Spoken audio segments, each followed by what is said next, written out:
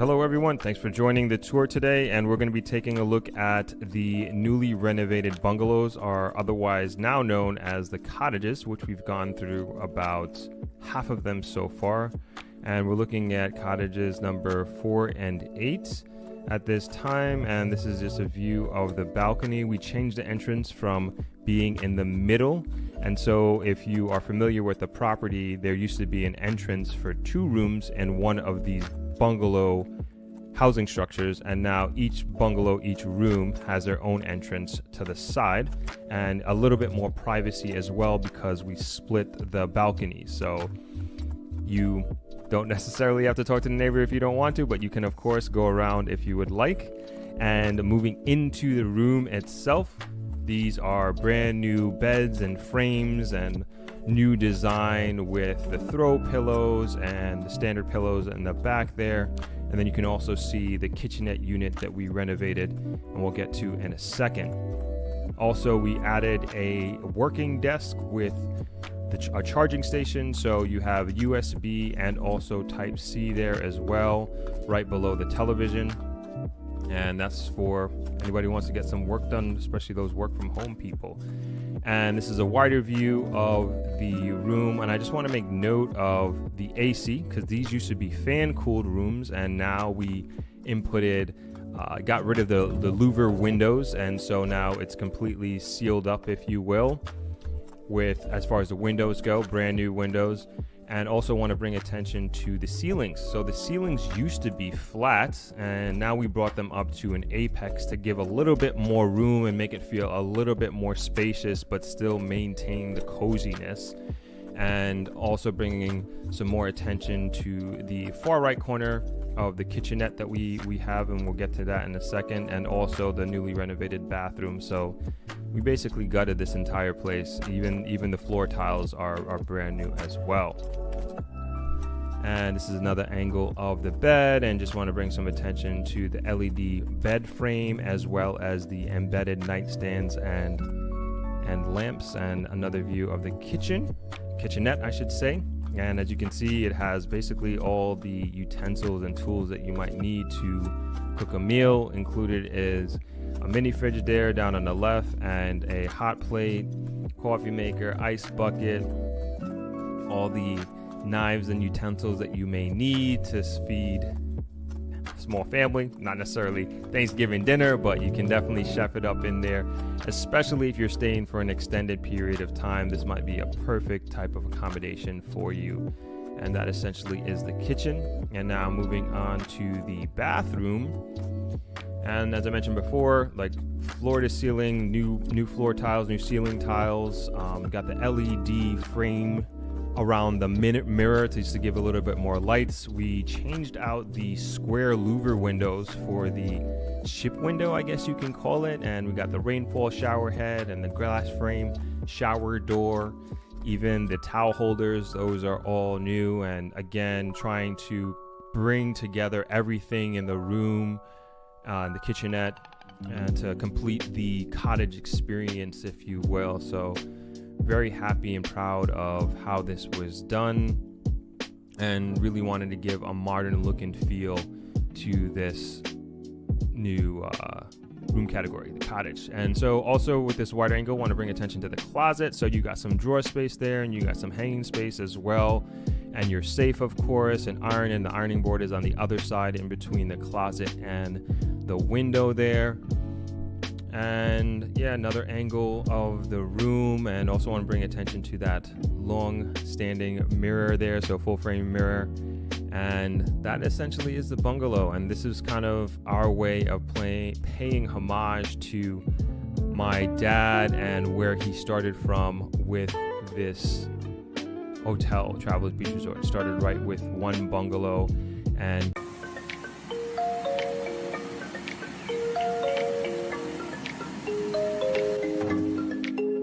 today we're visiting the Pinnacle's beautiful 2-bedroom sample apartment located on the 3rd floor of Tower 1, the Swallowtail Tower. This unit is lagoon facing, offering open water views and a peaceful backdrop that defines the overall atmosphere of the space. This tour will give you a real sense of what to expect from these residents and what living will feel like here. The apartment features a double balcony, ensuite bathrooms, and a thoughtful layout designed for comfort and flow. So come along and join us for this stunning apartment tour.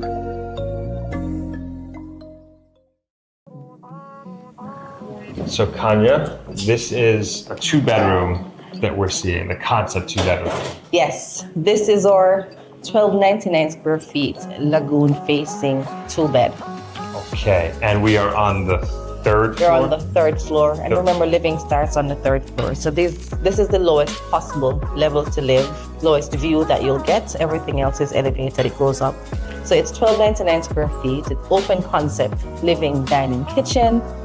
9.5 feet is the distance between the ceiling and the floor. Category 5, hurricane-proof windows and doors. Quartz countertops, recessed lights, central air, and the furniture, of course, is for staging purposes. Okay, and so everybody will have an opportunity to choose and design, decorate? It depends. Okay. So in the residential tower, this tower, yes. Okay. But if you're in the Canary Tower and you're going to want to put your unit back with the hotel, we have a tier, different options that you can choose from.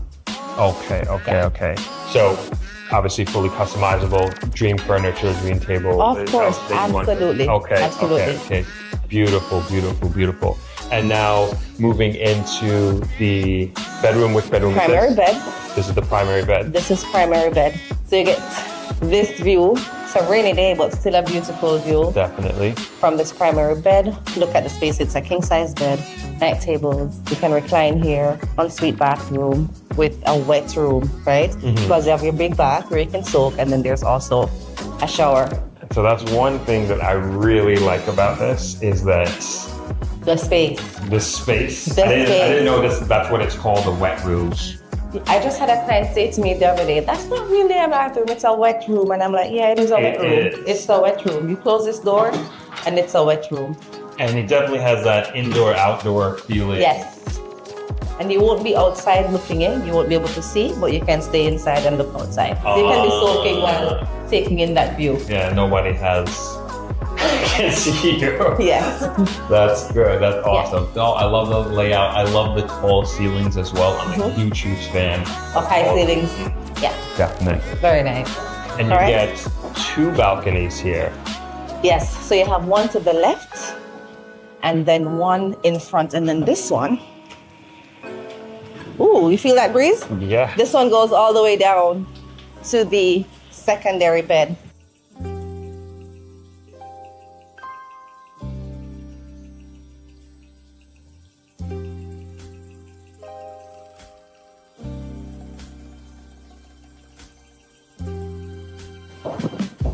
And I also like the fact that each bedroom has its own bathroom. And closet. And closet, right. Own bathroom and closet, so you can have your own privacy.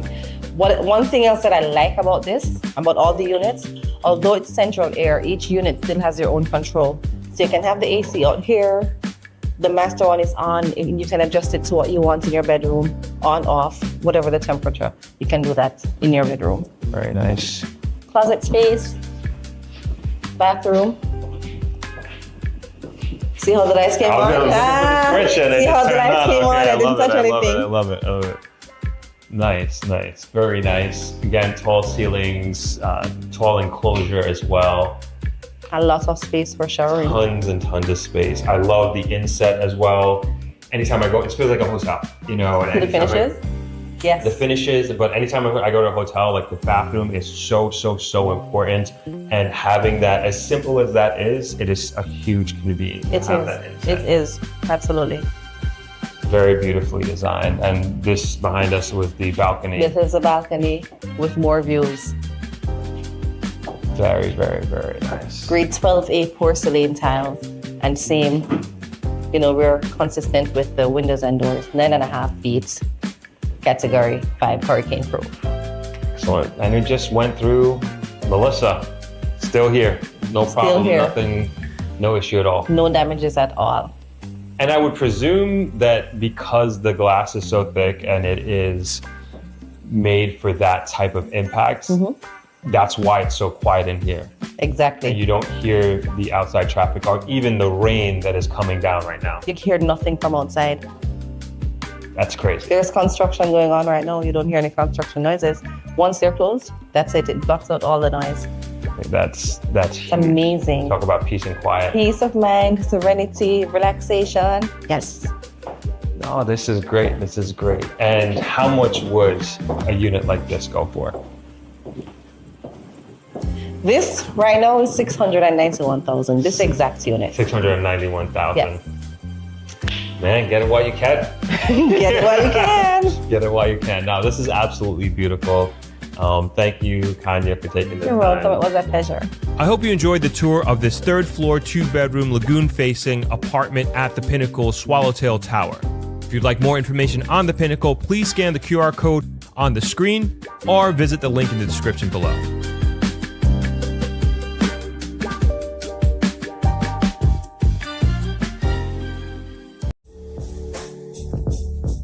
Hey there, Throp here. I wanted to interrupt just for a minute to tell you about my family's hotel, Travelers Beach Resort.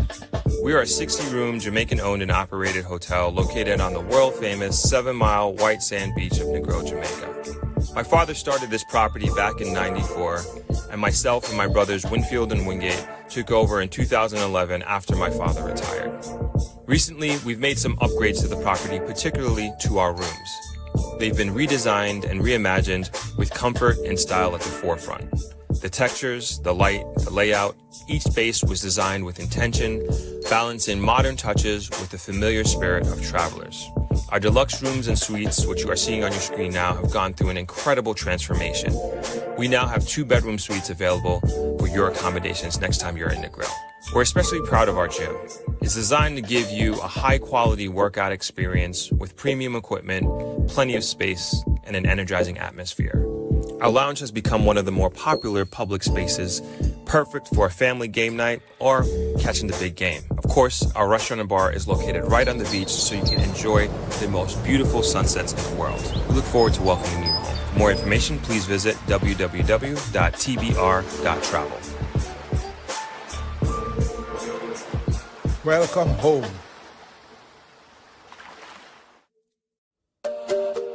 This podcast is supported by Discovery Water. Whether I'm working or training, I reach for Discovery Water. 100% premium Jamaican spring water. Bottled in glass, no plastic, no gimmicks. Refill, not landfill. Just clean, natural hydration from right here on the island. Afternoon, everyone. Hope you are doing well. On this Thursday afternoon, it is raining here in Negril, at least. Been raining all day, heavier in the morning, which we normally really don't get rain in the morning. It's actually kind of a bit of a special occasion for me, at least, especially being a runner. But it's been off and on pretty much the entire day today. Of course, if you're visiting just for a few days, it sucks. But, for some of us who live here, I'll definitely speak for myself. I enjoyed the change of pace, but I only think this is going to go on maybe for another day and a half or something like that. And we'll be back to our regular sunshiny weather, and we can get back to enjoying it. But this is actually the first of our Thursday live streams that we're going to be starting. I guess, really. We're going right through, definitely through May. Probably take a bit of a break in June. And then we'll bring back the double live streams twice a week. When I say double, on Thursdays and Sundays again in July. And this is what we do when we are in Throp-X season. And these streams are dedicated to really talking about Throp-X, but it always will come back to investing in Jamaica, buying real estate, what's happening in Jamaica. Of course, any breaking news, we'll speak about it. So even though the foundation is Throp-X for the Thursday live streams, all things Jamaica as per usual. But of course, the main show is our Sunday afternoon show.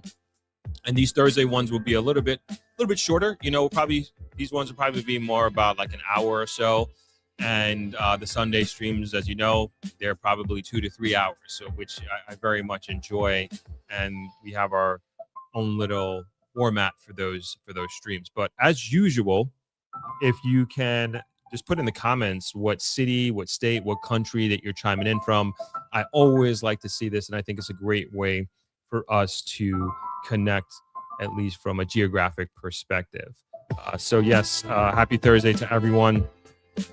And also a guest that we have today, this is our first guest, and I try to, for the Throp-X streams, I will try to have a guest every week.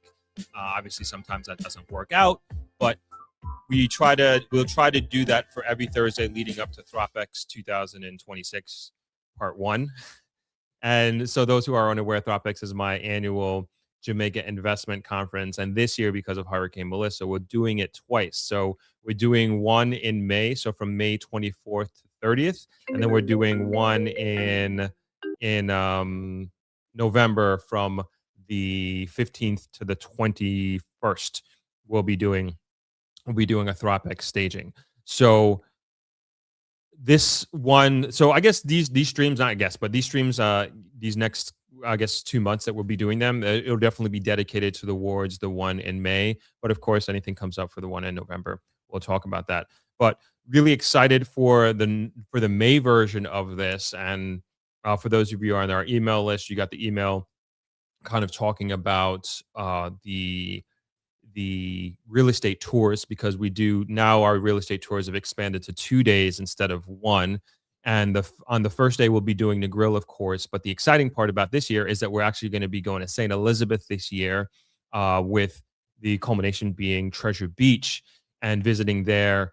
And as you know, there's a lot happening in St. Elizabeth in respect to the rebuild and what's going on there. And we'll be visiting Black River for sure, which we haven't fully hashed out like what that looks like. And we're in talks with different stakeholders in Black River. And of course, there's going to need a tremendous amount of investment there.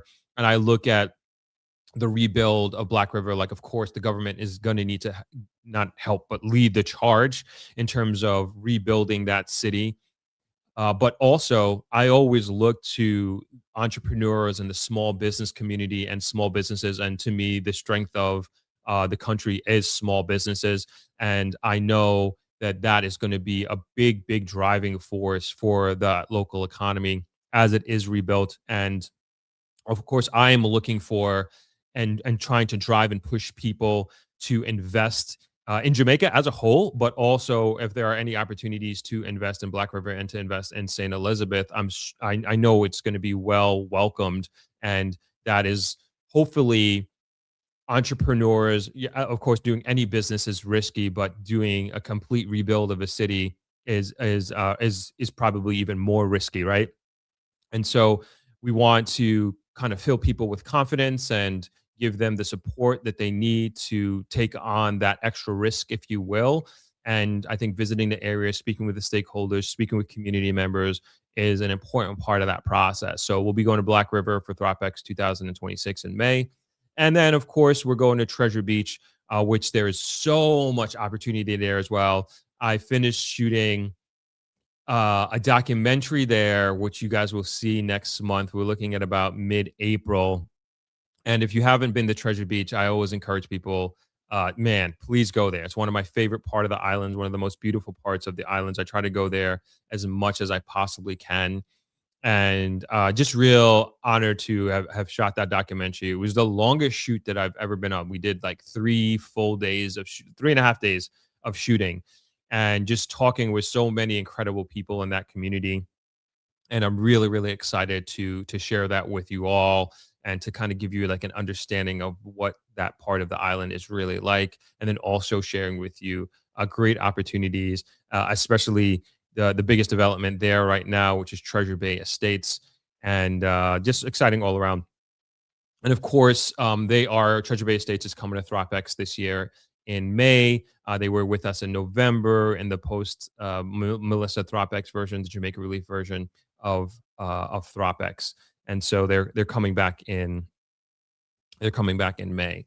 And so our guest today that we have coming on in a few minutes, another 10 minutes or so, is Gabrielle. I've known Gabrielle for a few years now, and I'm going to give her a proper introduction before we start the show. but an extremely well-versed person in real estate and has worked on many big deals. Somebody who has the pulse of the market right at the forefront. And I think is an incredible opportunity to be having a sit down with her. And then also for those who are out there that have any real estate specific questions that they would like to get answered, she's open to answering your questions. And I'm going to encourage you as we go through the conversation to get your questions in.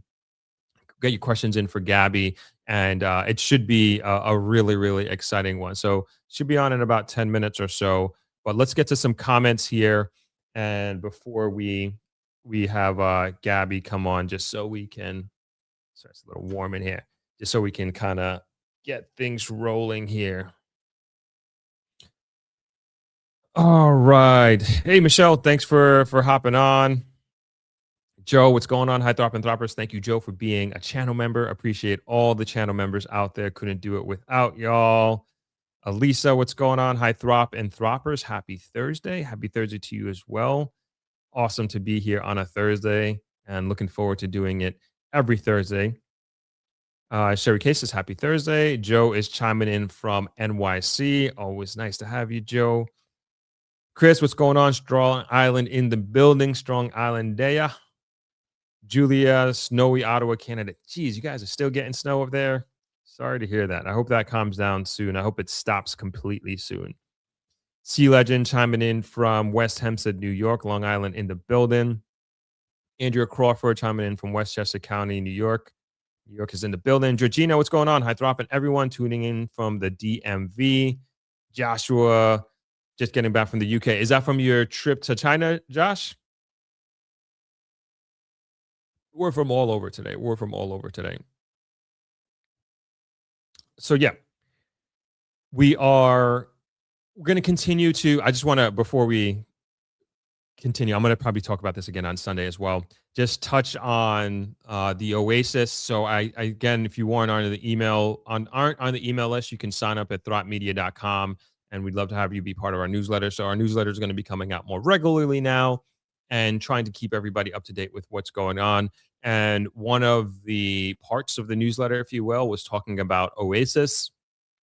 So for those that aren't aware, it was a deal that I put out on Saturday, and it literally sold out like pretty much immediately. It was like very overwhelming, to be honest. And I will say we gotta look at our process for handling this. And so we have three more real estate features coming up over the next few weeks.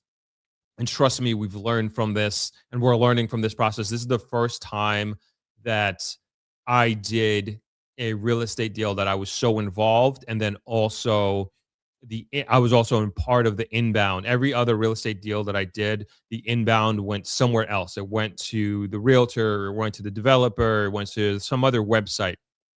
This was the first time that it came to me, and then I transitioned to the third party, so to speak. And it was literally like we're hundreds, and I don't know, like now you can't even sign up. We're trying to fix it. So if you're still trying to sign up with the Oasis, sorry about that. In the last 24 hours, I don't know if you guys broke it or something like that, but for some reason, the form isn't working right now. Again, we're trying to fix that. And literally hundreds of people signed up for it, and which is like really awesome. And I appreciate everybody's interest in that opportunity. Like I said in the video, I wish I had more. We had more units to sell, but nonetheless, I would ask you to still sign up if you're interested. And what I'm going to do next time is, I'll talk about this again and mention this again on Sunday, is that we got to do it by tiers. And it's like going to be a situation. It's probably going to be like Throp-X people first, then people on the email list, then the public, and the public, i.e. being, everybody else seeing it on my YouTube channel. But we have to have a better process, because it was just too much. And then also what I'm thinking is like, whatever, it doesn't even matter which property that we do, is that we need to have a team of people when the video drops. It's just like, as inquiries are coming in, picking up the phone and calling people immediately when we do that. And we know for next time. And so I know a lot of people are disappointed and would have loved to get in.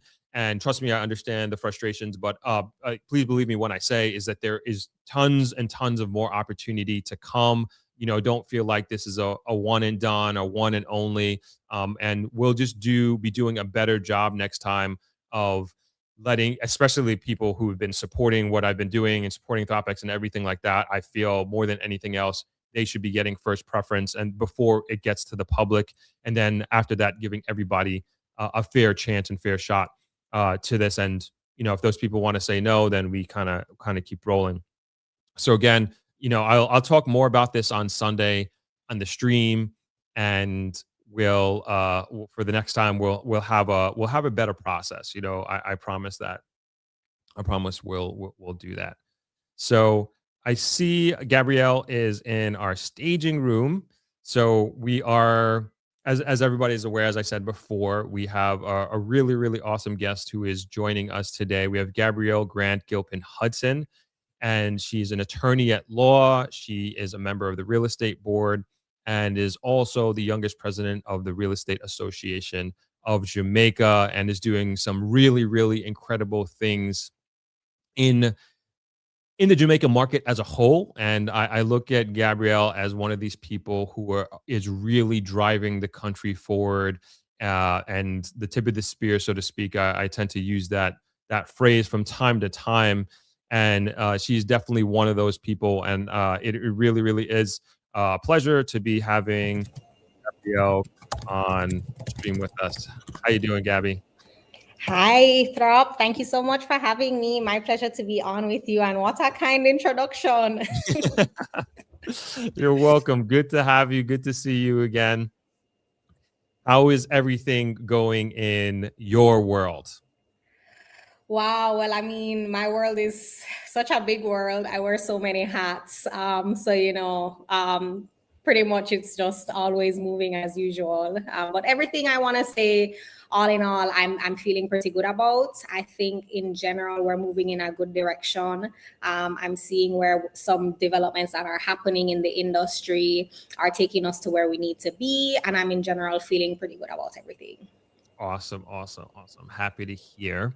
And so the way I kind of want to have our discussion here is to learn a little bit more about yourself. And like you said, you wear many, many, many hats. I just don't want to brush over that with the introduction that I did. I think it's important to talk about a little bit.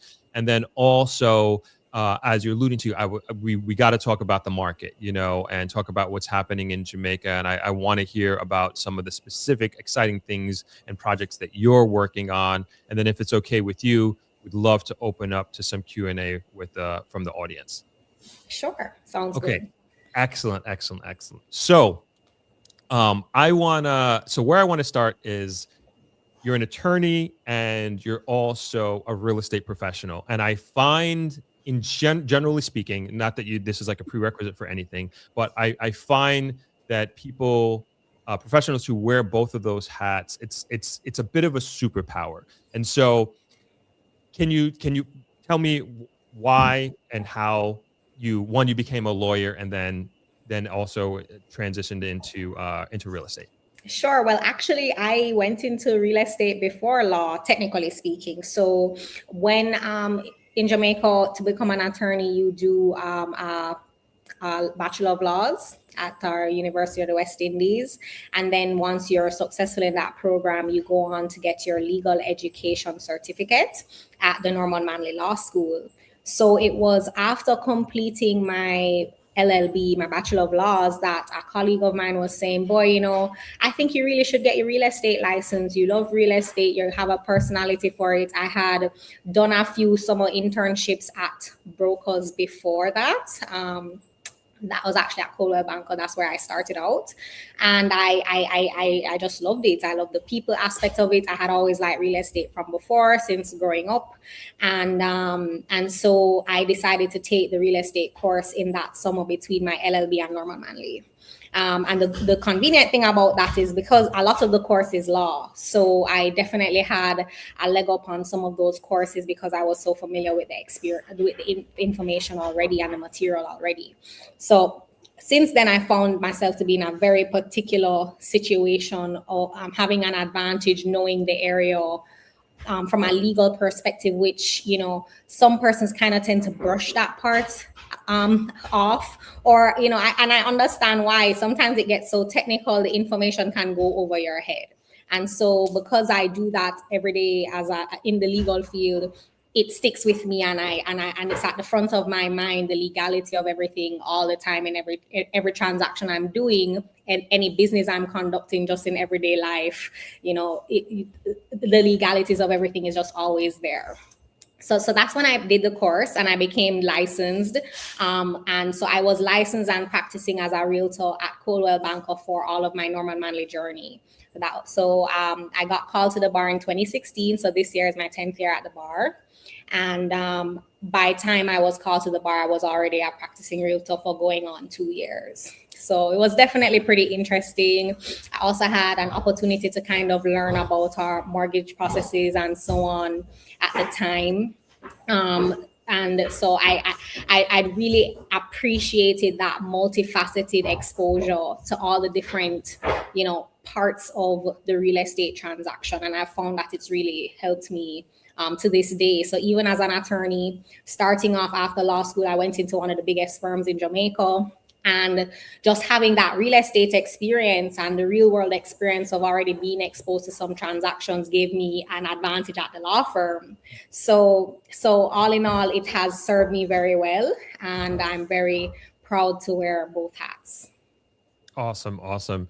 And if you could you share with our audience some of the advantages of working with a real estate professional who also is an attorney at law? Okay, so there are advantages, but I'm also going to say that there are disadvantages as well, right? So I, as a general rule, prefer not to wear multiple hats in the same transaction. Just because sometimes, unless the situation lends itself to that, it can get a little unwieldy and you're carrying a lot of responsibility in that transaction. Also, under the laws of Jamaica, where you are wearing multiple hats in a transaction, you are required to disclose it and have a conversation with the client about the benefits and drawbacks of that and have them agree to it in writing, right? So that's an important aspect of it. But in general, I'm going to just go and plug the benefits of working with a realtor, because I don't think a lot of people really understand the role of the realtor, the professionalism of the realtor, the standard that realtors have to hold themselves to, right? So realtors are firstly regulated by the Real Estate Board of Jamaica. So just like how attorneys are regulated by the General Legal Counsel, realtors are regulated. So you have to go through a licensing process. And there's also a code of ethics in our legislation that you have to follow. Now, once you become licensed, you are able to join the Realtors Association of Jamaica as a realtor. And that's what makes you have the ability to call yourself a realtor, because it is a trademark term. So persons who are realtors actually agree to be bound by the NAR, that's National Association of Realtors coming out of the States.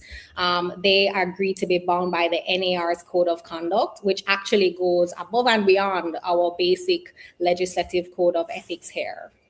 Right. So and you agree to be bound by the code of ethics. You also agree to commit yourself to the best interest of the industry, your best interest of your clients, and to continuing education. So we are always, as an association, doing webinars, to the point where recently I had some of my members complaining that we do too many webinars. They're like, when are we going to sell real estate? Like, you guys are always doing an education session. But it just goes to show you that it's so important, because it's such a fast moving industry and things are changing so much, especially with technology, especially with this kind of boom that Jamaica is experiencing. Jamaica is in a very unique place where we're transitioning from developing to developed, and that's been going on for a couple of years now, and we're just getting better and better and better. And so can you imagine if a realtor has to be putting in so much work to stay abreast of everything?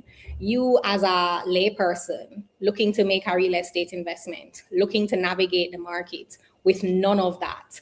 I mean, the obvious choice is to work with a professional who lives and breathes the industry and knows those insights that you might not have. So that's why I definitely always encourage persons to work with a realtor. And for the most part, realtors don't get paid until the transaction is successful. So especially as a purchaser or a renter, you're not paying anything out of your pocket to have access to this expertise. You're building a relationship. You have an advisor.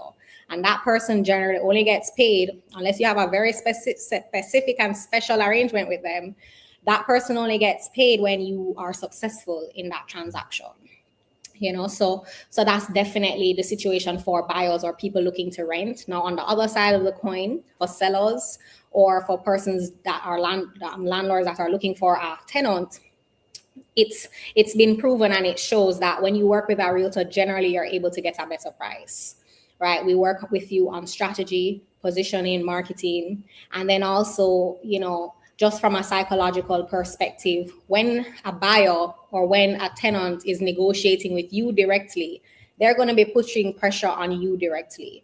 Negotiations, you don't really have the upper hand when you're doing a direct buyer to seller negotiation, like when you're going through an intermediary who also is knowledgeable about the market.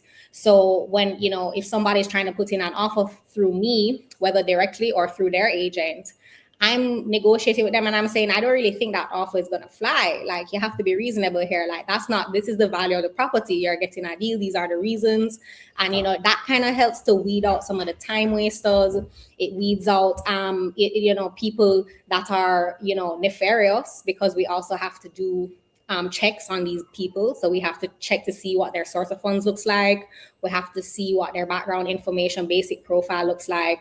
We're regulated under anti-money laundering and all of those things to kind of see, is this a real person? So we're also protecting you from fraudulent activity, which you're seeing in the news. We had a story in the paper this week about it. So working with a real estate professional, working with an attorney who knows the area of real estate, right? Because not all attorneys are real estate attorneys. Having a star team really impacts the success of your transaction and the success of your investment, and that's why, that's the message that I continue to pound the pavement with, because it's so important. Persons want to maybe use their auntie or their cousin, but are they a professional? How much experience do they have?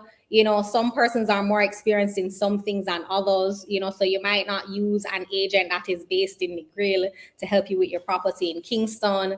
We have little gaps, little sub pockets of the market. So you have persons who are experts in certain things. And, that's why it's so important to kind of be aware of this and choose wisely when you're choosing the professional to bring on to your deal, because it can make or break it. Great point. A lot of things you just went over is it's stuff I preach all the time, especially on building that team of professionals. And like you said, not using your auntie, your uncle, your cousin to do a transaction because of proximity, right? And that's kind of, I think, where we hear most of the horror stories that we hear and hopefully learn from. And I would say the two professions that I get requests for recommendations are real estate attorneys and contractors. That's number 1 and 2. But like you said, realtors should be up there. A lot of people think that they should just do this deal by themselves. Like, no, you have to have that, in my opinion. I think it's very, very important, especially if you don't know the market in Jamaica and you've been away for a while, and you may know your real estate in the United States, Canada, or wherever you're coming from. But Jamaica is different. It's a different market, and it's something that you should really respect, and you want to mitigate your risk as much as humanly possible. And by working with professionals, working with a professional realtor and also a good real estate attorney, it can really, really bring down the risk and allow you to hopefully not learn some hard lessons. For sure, for sure. And you mentioned contractors as well. So even contractors right now, there's no licensing body, there's no oversight body. And so even that, it's so important to make sure that you've checked out this person, that you get some good referrals, because at the end of the day, you want to make sure that whatever professional you're doing business with, you have kind of, even just jumping on and having a face-to-face with somebody and making sure they're a real person, or they are who they say they are. They're persons on TikTok pretending to be agents that are real agents, and it's not them. Wow. So you have to be so discerning now, and careful. And you are the president of the Real Estate Association of Jamaica, and also a member of the Real Estate Board of Jamaica. And can you just give us an idea, let us know like what those roles of those two institutions are and how they work together? Great question, because let me tell you, even sometimes people in the profession mix us up. Okay, so the Realtors Association of Jamaica is a trade association. It's a private organization where us licensed professionals come together. One, we're an affiliate member of NAR. We agree to be bound by their code of conduct. We take best practices from them. We go to some of their conferences and learn from them, network with them. So we actually have even referral networks through them as well. So even if you are in a certain jurisdiction abroad, and you are interested in making contact with one of us, you could even speak to your realtor where you are, and they can help to get you connected with one of us, right? So that's what the Realtors Association of Jamaica is all about. It's a membership organization. Currently, we have approximately 1,800 members, and that is comprised of brokers and agents, right? We have a board of directors and president, vice president, etc. And our slogan is the voice of real estate in Jamaica. So we try to advocate on real estate current affairs, educate the public on real estate, educate our members. We will lobby the government for policy changes that we see are necessary. We will thumbs up policy initiatives that they're discussing that we think will be good. So that's really what the Realtors Association of Jamaica focuses on. Right. And I will just add that we also kind of have a quasi-disciplinary thing going on, where if you interact with one of our members and they've breached our code of ethics that they agree to, we are able to sit that person down and have conversations and deal with that accordingly. But again, that is because we're all agreed to be in this association and be bound by these rules. So not every real estate professional or licensed person in Jamaica, salesman or dealer, is a part of the association necessarily. But we have about 95% of everybody being a member. Also, I'll tell you about our MLS really quickly. So we have the multiple listing service. What is that? It's basically a platform that realtors use to list properties and get them in front of eyes of other realtors and persons on the public. So if you go on some of our member websites, you will see that a lot of them have the same properties on there. And that's very deliberate, because their websites are pulling from our MLS, and that's how it gets populated. So that's why realtors will generally always encourage you to consider listing your property on the MLS, because it tends to give you the widest exposure across Jamaica and internationally as well, right? So that's what the RAJ is all about. And I've been on the RAJ board for about 6 years now. So for the Real Estate Board of Jamaica is a government board. It is the regulator of real estate business in Jamaica. So real estate business in Jamaica includes realtors, so sales and rentals, leases. It also includes auctioneering, to an extent valuating, and property management. And we also regulate real estate developments. So that's what the Real Estate Board is all about. So the Real Estate Board is the regulator.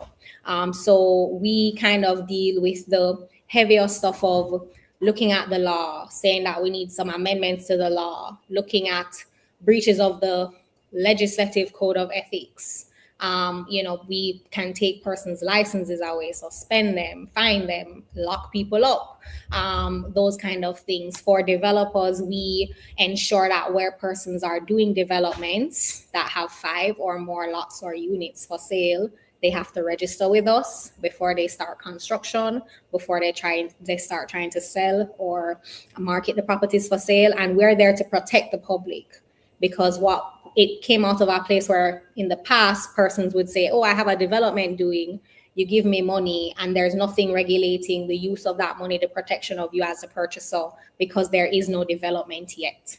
So anybody that is selling off of a plan or selling we call them pre-construction contracts, prepayment contracts, any developer doing those things is regulated by the real estate board. So we have rules, for example, about how they can use purchasers' funds, the trust accounts that they have to set up, what happens if the development fails, and we have to step in to make sure purchasers get their money back.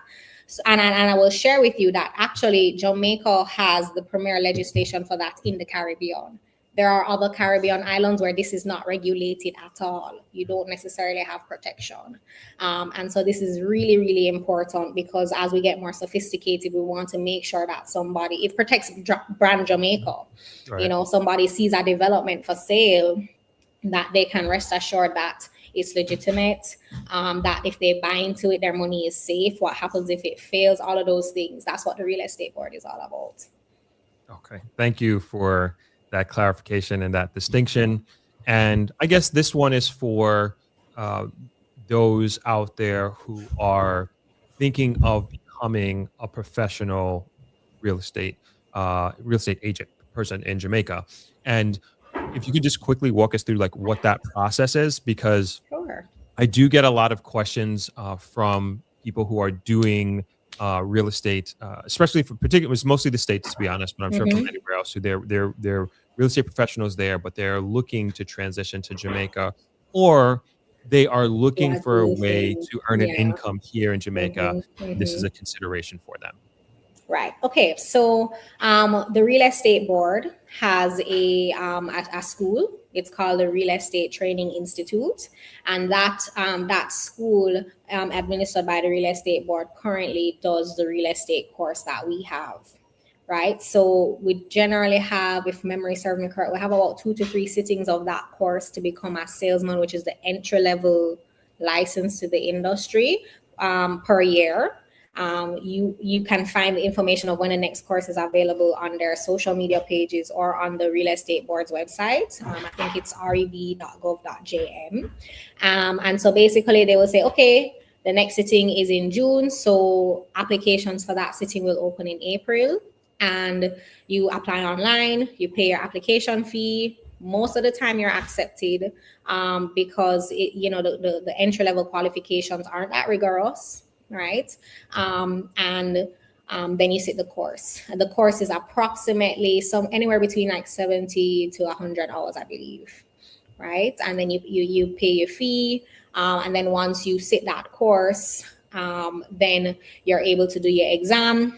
And once you do your exam, there's a process you have to go through to have your license issued to you. Also of note is that you cannot practice real estate in Jamaica on your own just off the bat like that. So when you do become licensed at that entry salesman level, you'll have to be attached to a broker, right?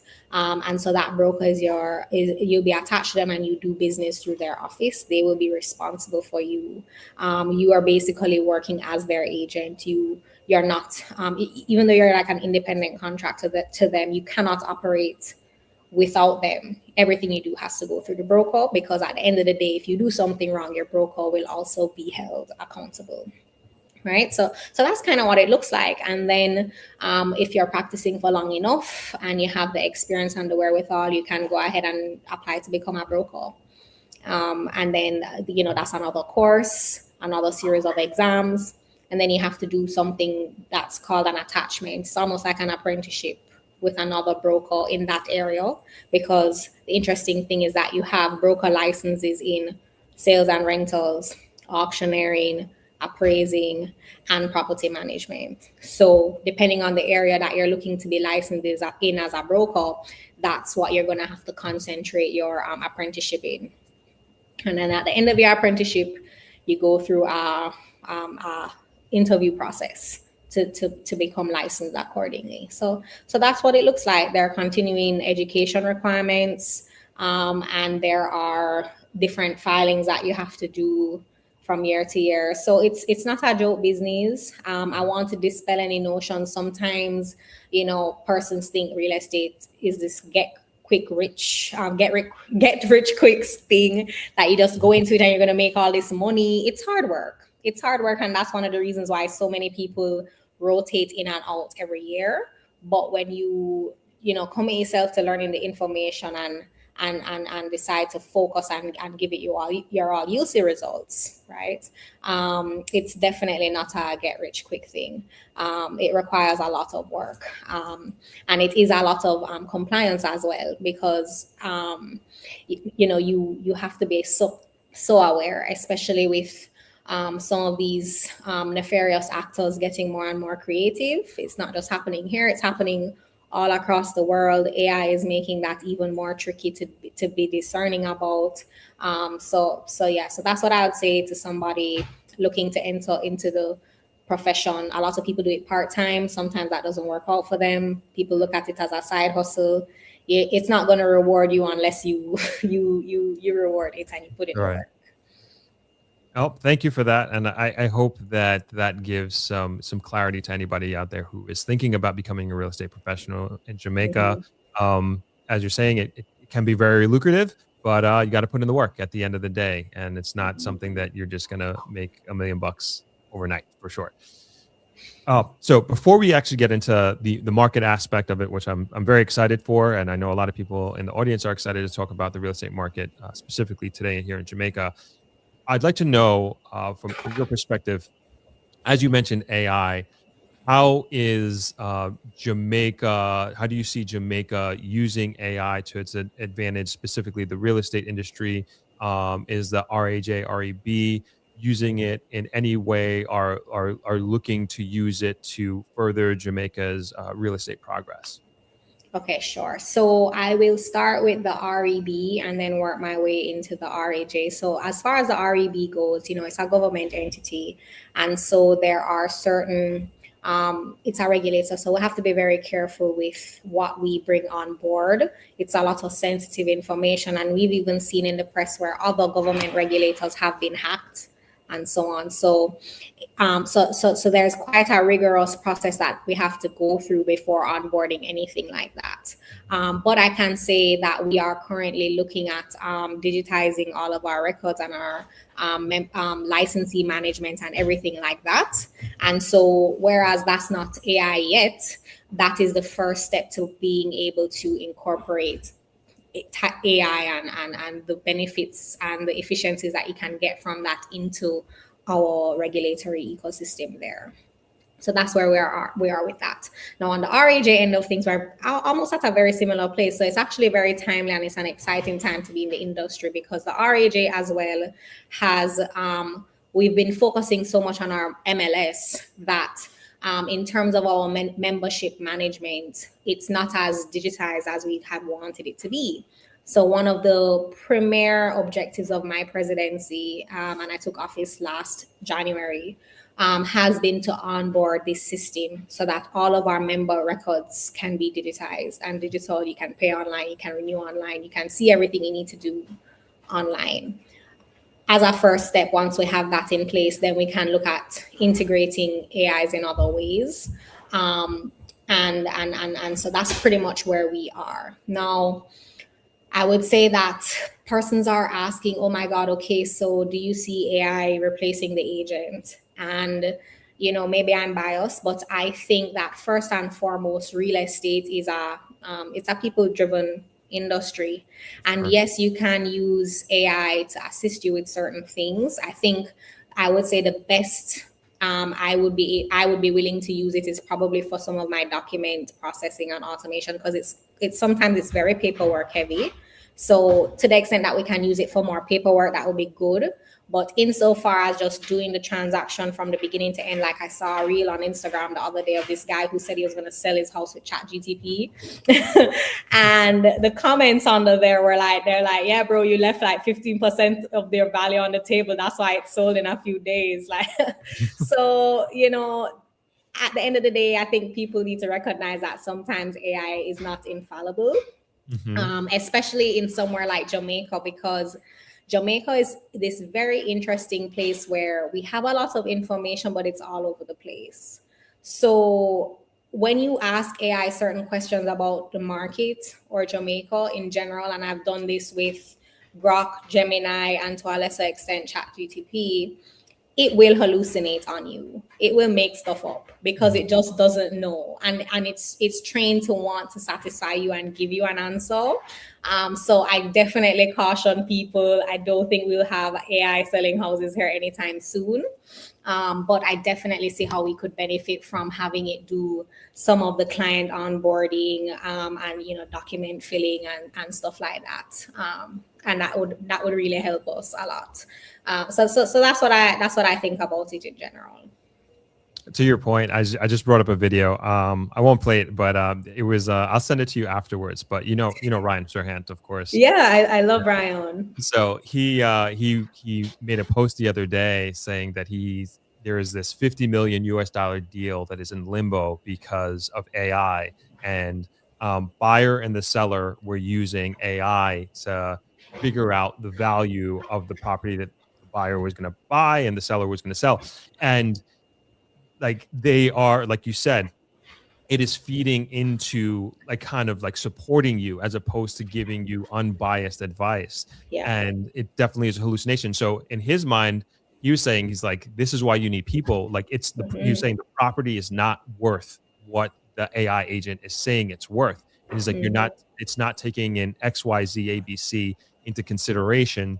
And now he's stuck, and he's like, he's going to figure it out. But he's also saying like, hey, I'm not against AI or anything like this, but this is the problems that it can cause. Yeah, for sure. I agree with you there. You know, even so far as Ryan is very popular for saying that people like to do business and shop with friends, right? And when you do business with an AI, you're forgetting the people element. Yeah. And I think we need to be very careful about that. You know, even people who are using their AI for therapy or using their AI as a companion, you know, you need to be really careful not to lose touch with reality. Like, this is a living, breathing, physical world as well.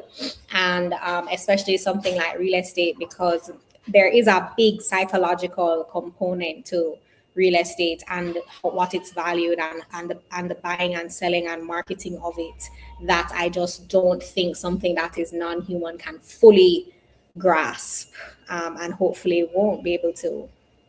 Yeah, I agree. I actually think this is one of the safer industries when it comes to AI, just because of everything you just said. Yeah, and I think we're a long way off from that happening. Okay, so before we get into the market, I just like, if anybody has any questions, to just start putting them into the comment section, and I'll save them, especially as we move into the market segment here with Gabrielle. So you opened up our conversation today with saying that essentially that you're very optimistic about Jamaica and real estate in Jamaica. So very, very broad strokes. You can answer this in any way you'd like. Why are you optimistic about Jamaica and the real estate industry in Jamaica? Okay, so I'll hit you with one of the things I say everywhere I go. Jamaica still has some of the lowest price per square foot in the Caribbean.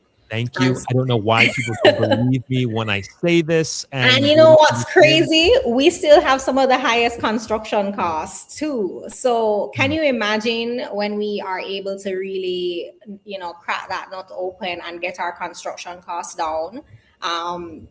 I mean, they don't make land in Jamaica anymore. It's a finite resource, and Jamaica is awesome. I think sometimes we get some bad press because of the crime and so on, but really and truly, we've been dealing with that. We are taking steps to improve our infrastructure, and we're going about, you know, trying to attract investment in a very deliberate, careful way. And so I'm pretty optimistic about the future prospects of Jamaica. Thank you for saying that. I'm glad they're not hearing this only from me. But I always encourage everybody, I was like, go take a look at for yourself, and Jamaica is very, very undervalued. And to your point about the crime, that is probably the one thing that is actually keeping it low, so to speak. And I've been saying this for years, Jamaica will get the crime situation under control. And I feel like we are well on our way. And imagine when we are a country that has our crime rate is lower than the regional average. The value of these properties are going to skyrocket. And you don't want to, if you're a smart investor, that is, it's like, why would you want to get in at the top of the market? You want to get in now where it's statistically an undervalued asset. And I encourage everybody not just to not to just do it because I'm saying it, but look into it. And here you are saying the same thing that I am. It's not opinion based. It's a fact.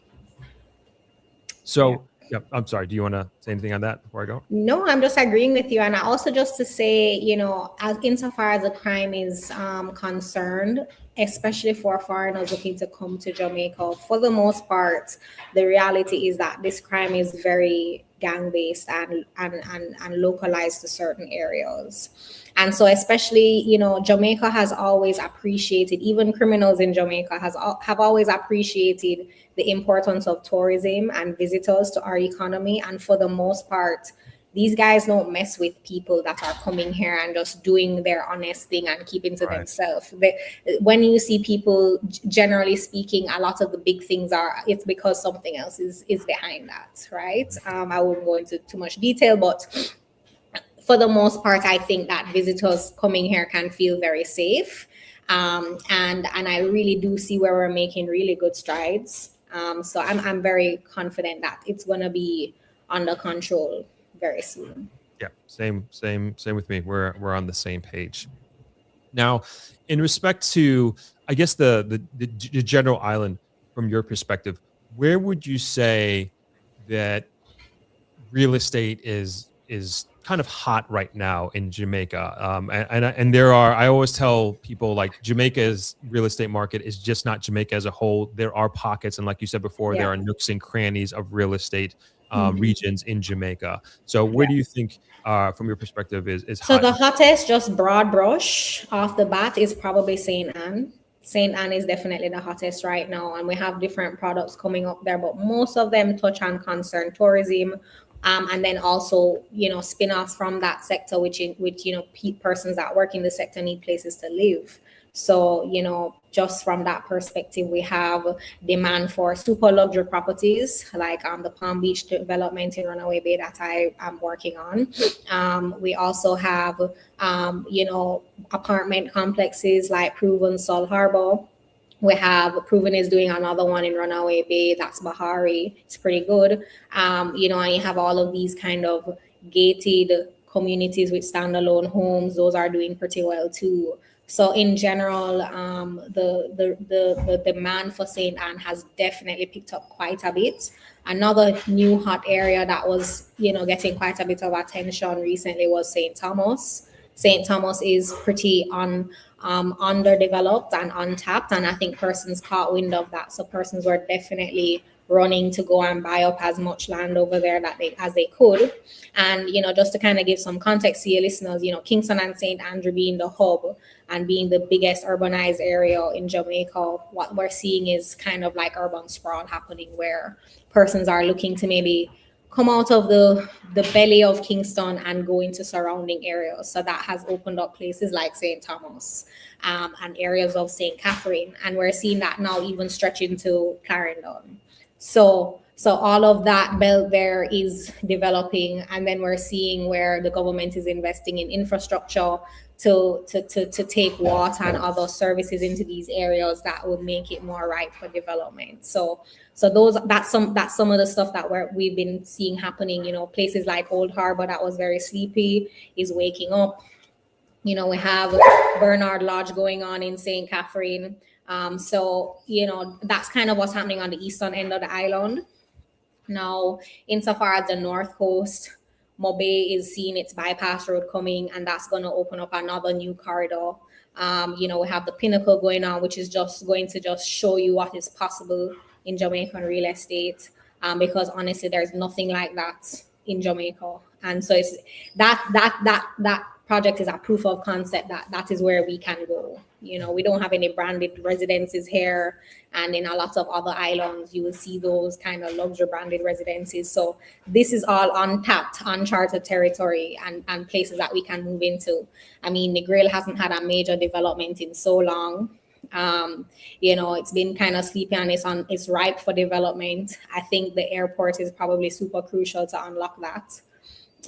And then everybody knows that there were big plans in place for St. Catherine to be, St. Elizabeth to be a new city that, kind of got disrupted a bit there with the hurricane. But I definitely still think that that's also an area that's going to be up and coming too.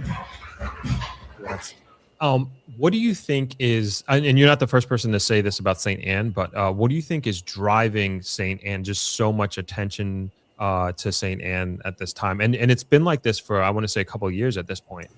Honestly, don't sleep on the airport thing, right? The new airport opening up and accepting international travel has been crucial to that. It's also super close to Kingston. So you have so many attractions and nightlife and different types of experiences that you can do in that area. So it's really unlocked it. It also has pretty good infrastructure in general. So I think that is kind of what has played into St. Anne becoming so popular. The land prices were good, so developers were able to move in and plan these developments, and we're seeing them come to fruition, and they're looking really great. So that, I think, is what is attributing to St. Anne's success. Do you think it's too late for people to get into St. Anne? Definitely not. So even, my Palm Beach development, when that development just started, units in there on the waterfront were maybe going for like $2 million US. And now, to get in on the waterfront, you're looking at maybe close to 4 or more. And it's not even done yet. The development is not done yet. So, that just goes to show you, I always say, they say the best time to plant a tree was always 20 years ago. The next best chance is today. So, don't sleep on it. I've never seen real estate prices in Jamaica go down. At most, they've kind of leveled off and stayed stable. And, that's also, reflected in cost of living, inflation generally. I don't think these assets are going to go down. They're not going to get any cheaper. So even if you're like, interest rates kind of high right now, whatever, interest rates will eventually level off again, but the prices aren't going to go down. Okay. And I'm not familiar with the Palm Beach development. Could you tell us a little bit more about it? Sure. So it's a luxury villa development in Runaway Bay. It's off of the Jewel Paradise Cove Road. Right there. Right. Okay. Yep. So it's 22 villas. It's 22 villas, and I believe it's is it 6 apartments? 22 villas, 6 apartments. So pretty small, very, very exclusive, very luxury. It's gonna be great. So that's one of the developments I've had my hand in for a while. I think we only have about maybe 3 units left in there. So, if anybody's interested, you can always hit me up. But yeah, it's gonna be awesome. And we're just about getting ready to start having people start putting the units on the market for rent, because at the end of the day, it's a resort. It's a resort development. So, you can rent out these villas, spend the weekend. There's a spa, restaurant, bar kind of situation. So it's really looking to cater towards that luxury market segment. A lot of people don't realize a lot of celebrities come to Jamaica very low key, very private basis. You wouldn't even know that they're here, and they need places to stay. Sometimes they come and they bring their friends. They need places to stay and stay, discreetly. So I think that has also been part of what is pushing, the development in St. Anne. Okay. And I got your contact information up on the screen. Where can people find out more information about that property specifically? Reach out to me, because as I said, it's pretty exclusive. So, I don't even know if we have any units on MLS right now. But But yeah, it's a good one. And sometimes the best ones you have to do a little work to find out about. And that's again another reason why you should work with a realtor, because sometimes we have off-market opportunities that you wouldn't know about if you don't talk to us. Excellent. Thank you for that. I would like to, you had mentioned Negril. I would just like, you had kind of gave your perspective, but like, I would like to see what you think of Negril in terms of like what it can become. And I know you had mentioned the airport, and, you know, I've been saying like, we're looking for this thing to push us over the edge in a development, or this influx of investment coming here. And just from and quote unquote outsider's perspective, I'd love to get your thoughts, your honest thoughts on like where Negril is now and where you can see it going. Right. So I think that Negril, so first off, I'm going to say that Negril is a very special place. And I think the authenticity of special places like that needs to be protected. I definitely think that we need to have a balance in our tourism offerings and in our real estate offerings. So it can't all be high rises. It can't all be ultra modern, because that's not in keeping with what Jamaica is all about. You know, that's taking away a lot of the charm of Jamaica. So that's what I'm gonna say as a starting point for Negril. I also, connected in the environmental community to understand some of the issues, particularly with, maintaining some of our mangroves and the effects that have on our natural 7 Mile beach, right? So insofar as that is concerned, I think that any sort of development of Negril has to take that into consideration. So we have to be very careful about the densities that we allow in that context, right? So insofar as the airport now, what I will say for Negril, this affects Hanover, Negril, and it will also affect, going into the South Coast, because they're all kind of connected on that belt. Right now, it takes just too long sometimes to make your way from Montego Bay Airport to that end of the island. And so when I'm trying to convince even my friends that are visiting Jamaica, even my relatives, let's go to Negril, sometimes the commuting time in and of itself is a problem. It's a hindrance, because again, when you have places like St. Anne with all of these offerings, or even Mobay with all of these offerings, what is the incentive to go to Negril? Right. So that to me is why the airport is so key and so critical, because that's not, if you don't address that, then it just takes too long. The roads are too bad. So, but I do think that it's being addressed. So I think right now, again, to what you're saying, if you want to have a first mover advantage, you really want to get in while we're here. Because once we do get a handle on all of these things, it's going to take off. Thank you for that. Before we get into the audience questions here, my last question would be, or maybe my last question would be, if there are, and I know a lot of folks fit into this category who are listening and watching, if there are folks out there who are considering investing in Jamaica, considering moving back to Jamaica, what advice would you give them? Okay, so investing in Jamaica, my number one advice, whether you're Jamaican or not Jamaican, is make contact with somebody who knows Jamaica and is a licensed professional in some way or the other. I generally recommend a realtor. Some persons I saw a comment in a question in the chat about, if could you just go to an attorney and not a realtor? Even though I'm an attorney, I'm gonna say for something like that, a realtor has more skills in their tool set than an attorney. An attorney does not know the market.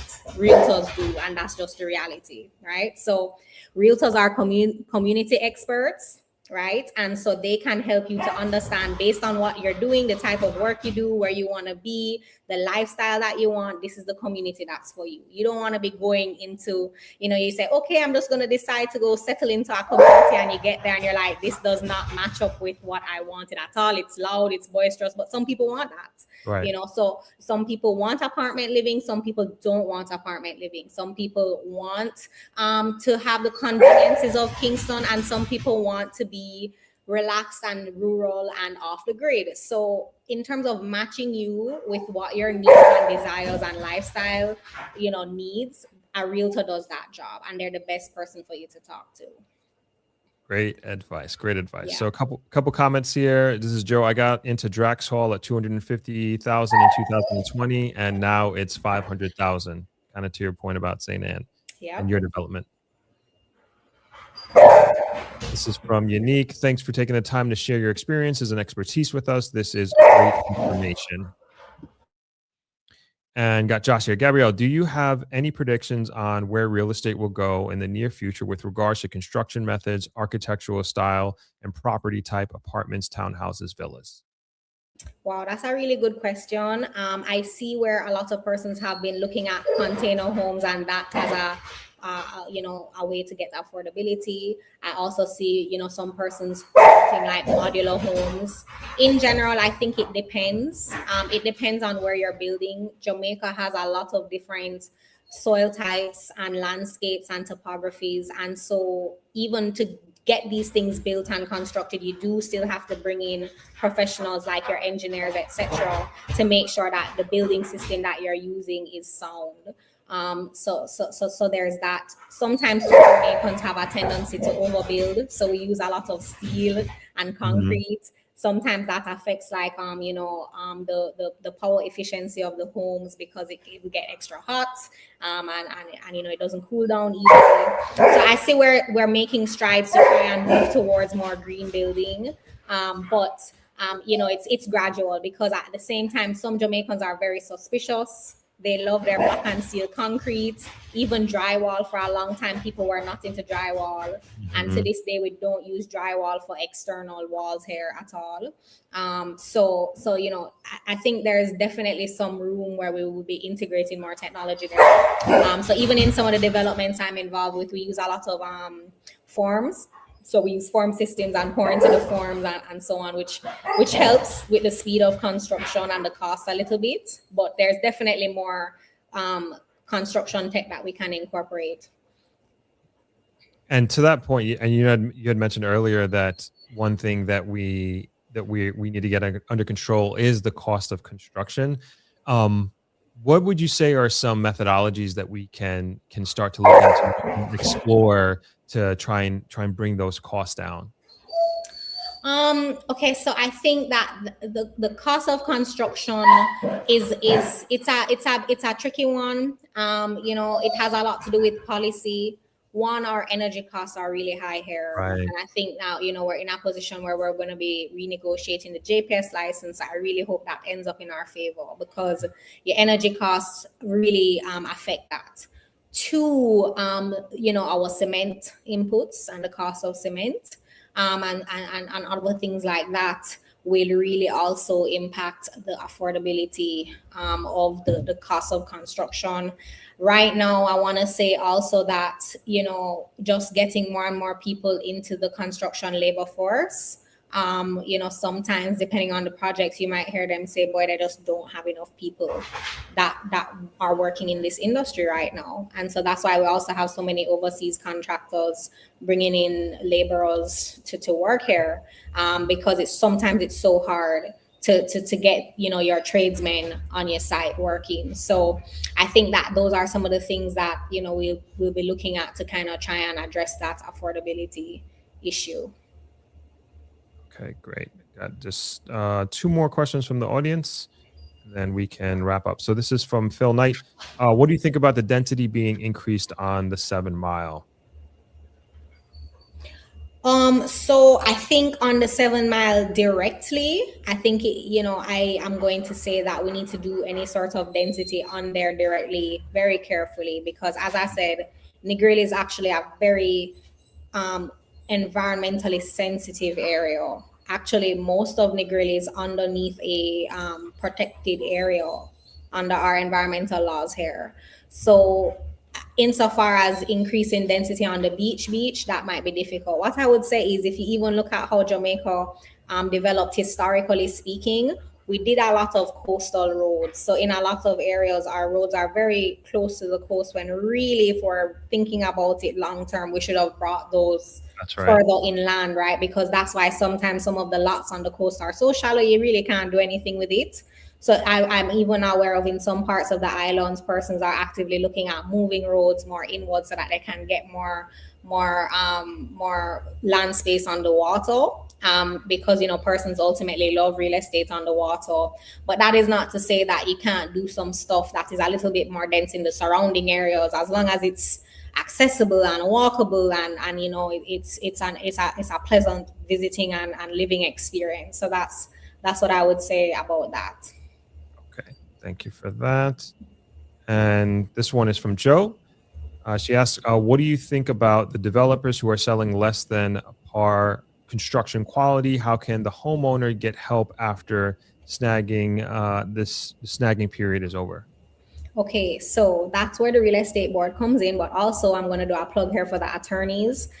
You having a lot of people say, boy, I'm buying into a development property, all the documents are standard, I don't need an attorney. Terrible idea, because these are actually more risky real estate transactions. The property does not exist yet. They have not built it yet. You don't have what you've paid for yet. So having an attorney, and an attorney that actually understands this area of law, is the first most important thing that you need to do to protect yourself. Because a lot of the time, unfortunately, some developers put clauses in their contracts that are just anti-purchaser. It's all in their favor. And you know, if you're not discerning and careful, you'll be signing off to a contract that you don't have any remedies under it. You know, you're really at a disadvantage. So that's the first thing I would say. The second thing is that the real estate board regulates these developments. You should not be buying into any development that's not registered with the real estate board. And so to the extent that it is registered, the real estate board is actually able to call these developers in and discipline them accordingly, and to intervene. So that's always our course of action as well. And I will say that the real estate board is very much looking at bolstering and improving its ability to hold some of these developers to book, because we've been seeing where, unfortunately, some persons are getting substandard products, or it's not being finished in time, it's not finishing at all, or you were promised some things and you didn't get what you were promised. So definitely the real estate board is aware, and we're making policy recommendations to tighten up our laws and to tighten up the enforcement where all of those things are concerned. Awesome. Thank you for that. And I think this one would be a quick one.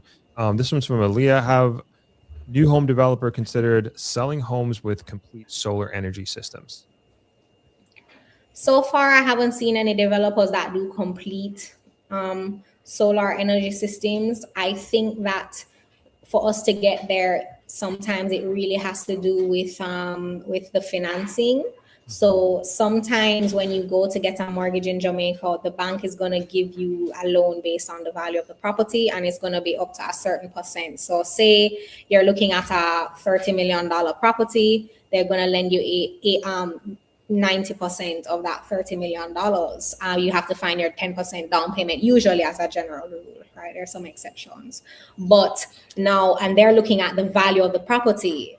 The value of the property is not generally going to include a solar installation, because that's not a part of the real estate per se, depending on, you know, how you look at it. And so they may perceive and say, we don't have security to finance that part of it. And so because it's not covered by financing, what I've seen some developers do is they say, we can give you a package, you know, or we wire it and so it's easy to put the solar up, and we even recommend the solar guy for you, but we're not going to just offer it off the shelf, because generally getting the mortgage for that might be challenging.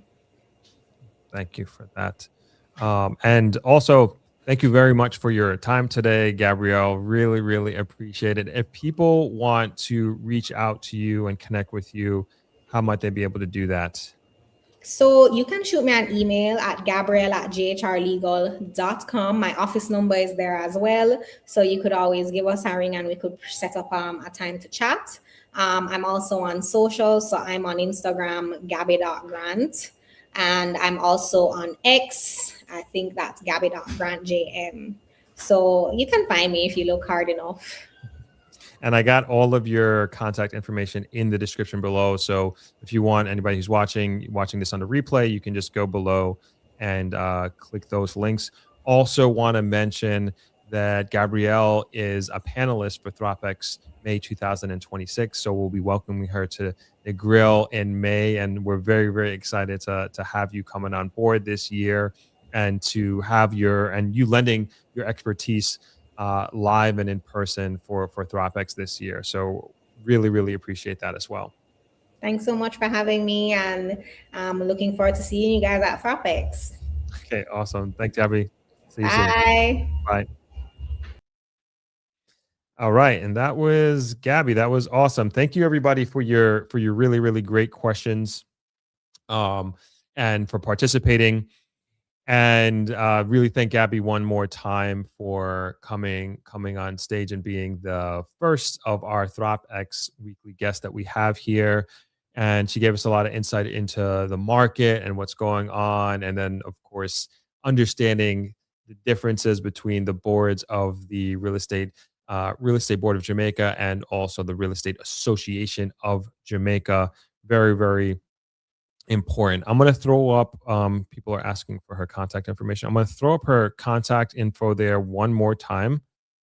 These are the numbers that are available. They are also in the description below, as well as her Instagram, her socials are there as well. So you can go ahead and click the links on it. I think most people are going to be watching this on the replay. So hopefully that's a little bit convenient for you all to reach out to Gabby with any further questions, or if you're interested in the property that she was talking about in St. Anne, you can reach out to her about that as well.